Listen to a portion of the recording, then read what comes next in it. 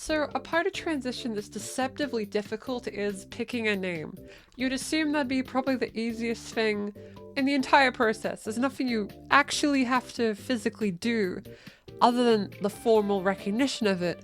But that's not what this video is about. This video is about picking a name, which you would think would be the easiest part of transition. You would think it would take seconds.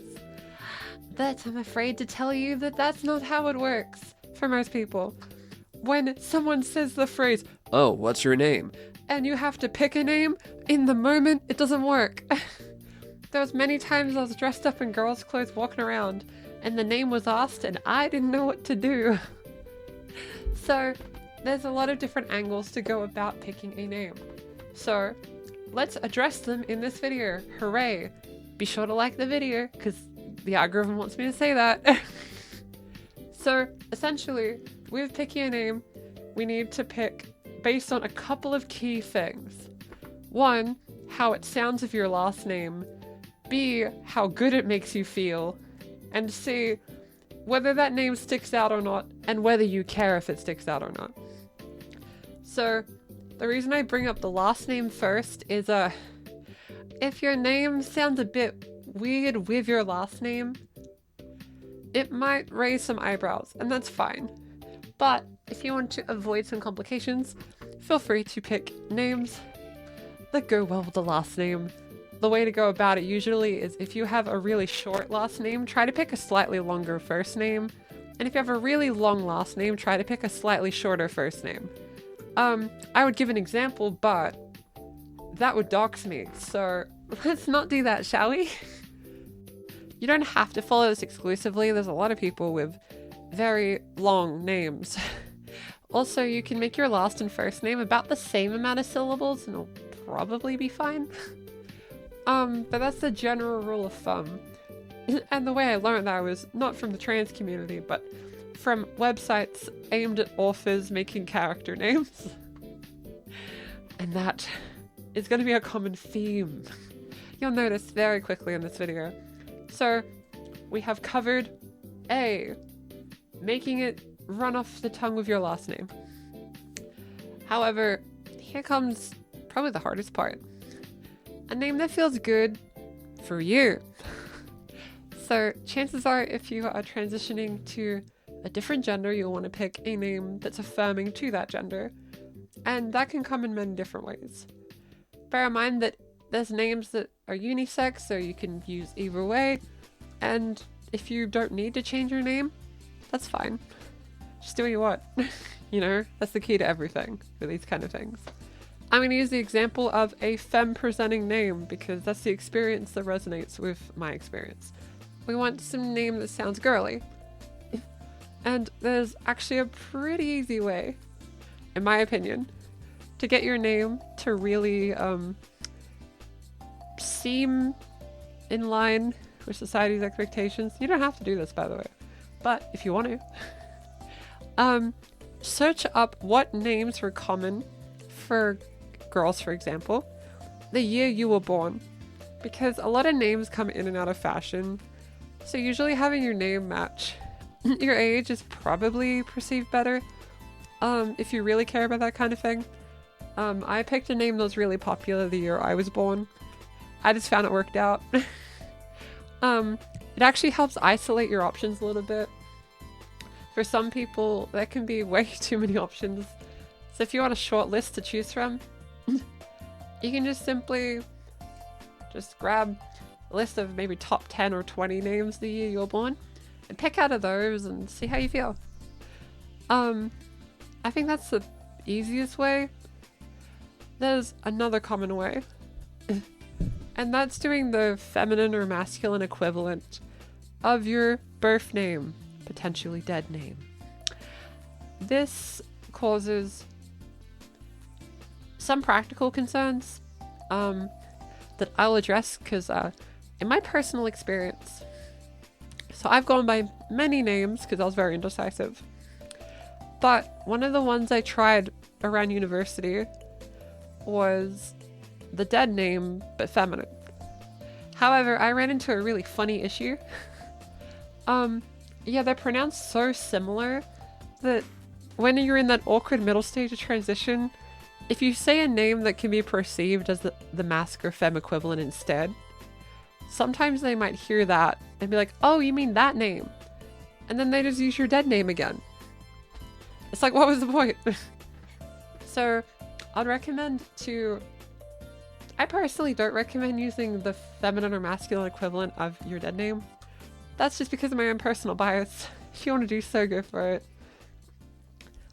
Generally, I think my situation was a bit of a niche case. A lot of names are very different, right? But I kept having this issue where every time I tried to use my name in university, even though I was wearing a skirt, makeup, that kind of thing, they'd just say, oh, you mean dead name? And then it'd be dead name. So a bit after I picked a name that was very obviously feminine, and then I had no issues after that. So yeah, be careful with that.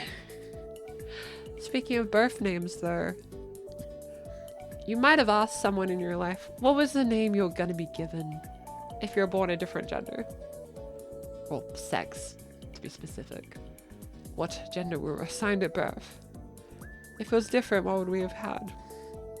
So an option is to use the name you probably would have gotten. That works too, if that suits you fancy. But if you don't know what that name is, that's fine. There's so many names. So what do we do to actually, pick the names? The list of them, right? Okay, so once you have a couple of names you like the sound of, how do you actually pick? That can be a bit of a tough part, and there's no objective way to do this, but I'll show you what I did. So we can imagine a big list of names, a giant list. Note down literally every name you think you would like to go by, like all of them. Next, what you can do, there's different ways to do it, you write your last name right next to it. If you write your last name next to every single first name you add, you'll know how it flows and if you like the sound of that being your full name, right?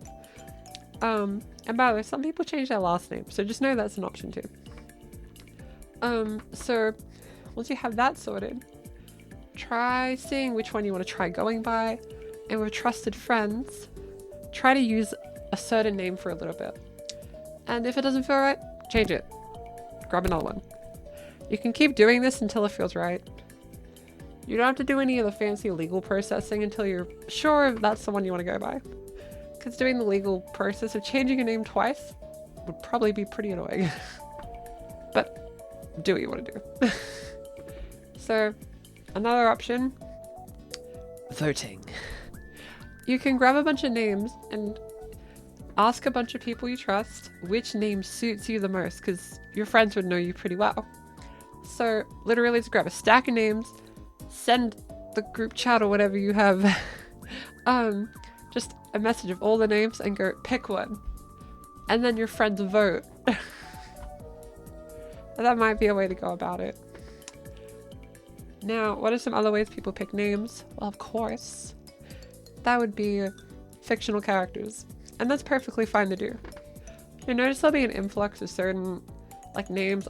I don't think we've seen it yet, but I think we're going to see an influx of people named Bridget in the next 10 years, and that's perfectly fine. Just be aware of that. There's a style of name that's become cliche and trans spaces. Please don't feel like you can't use these. But it's worth noting the stereotypicalness of it, right? So common trans names tend to be stuff like Lily, Emily, there's your Alice's. There's always Alice's. Aurora's very common for trans femmes, I noticed. As for trans guys, what's a really common one for trans guys? There is a lot. I'm blanking, but I'm sure there's plenty of really cliche ones, and that's fine. And then of course, non-binary people can do whatever they want with a name. So you never know, So even if you pick a cliche name, no, that doesn't devalue your transness. It doesn't make you following the crowd or whatever. If you like the name Lily or whatever, just do it, right? No one's gonna stop you. Now, I sadly can't share the nature of the name journey, because I've been through like 10 different names, and sharing different ones would probably open up different forms of doxing. So let's play it safe, okay? But we have covered last name quirks, names just in general, cliche ones, non-cliche ones, addressing the year you're born. I feel like I forgot something. So the thing is, with something like voice, it's okay to change your name and it's okay to stick to a name, right? And don't be too disheartened if you don't get your name first try, right? Like I said, I've been through like 10 different names. I'm glad I finally landed on one. But yeah, it's part of the process. What are you gonna do? So, I hope this little video helped clarify how to get started with the wonderful world of picking a dang name. It can take time. It'll be frustrating. There'll be so many like babynames.coms you're gonna be visiting. And don't worry, authors do that too. So just pick names you feel will be right for you. Find a name that represents yourself, right? You want one that feels good for you, not someone else. And you don't need it to be stereotypical to your vibe. You know, you can be a soft girl not named Alice. That's fine. You know, just do what feels good for you. That's my key tip here. So, if you want more trans-related videos, tutorials, and that sort of thing, you know what to do. It's the funny bell button. And subscribing. I really appreciate it. If you like trans videos, luckily there's one every week. Wow.